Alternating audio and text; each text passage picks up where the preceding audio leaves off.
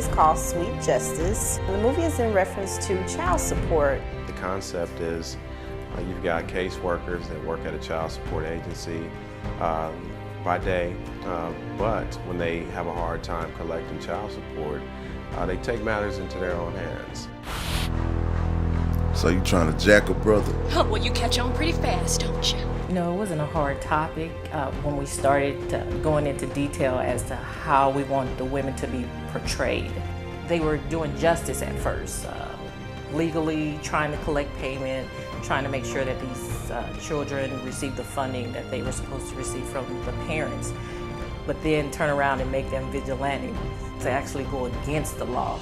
That's not legal. Kind of like a Charlie Angels theme, because that really goes well with current moviegoers. They kind of like the good girl, bad girl type deal. Child support. 2 detectives showed up at my house asking me questions about Mr. Santiago. I got involved with Sweet Justice when Kelly called, who's the producer. My main aspect in helping really was trying to make the story cohesive more than anything. Kelly and Tia dealt more with the characters. I dealt more with adding scenes in where I felt like, you know, it needed to make the story, you know, run a little smoother. Or when, for example, Zero was a character that just all of a sudden said, yeah, he wanted to be in it, so kind of wrote a scene in.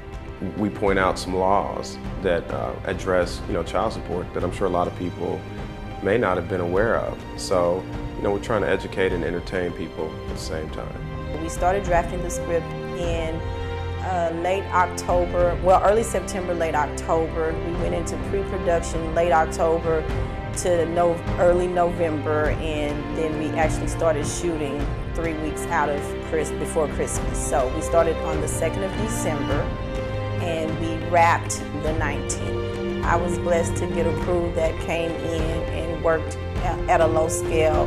The movie is shot.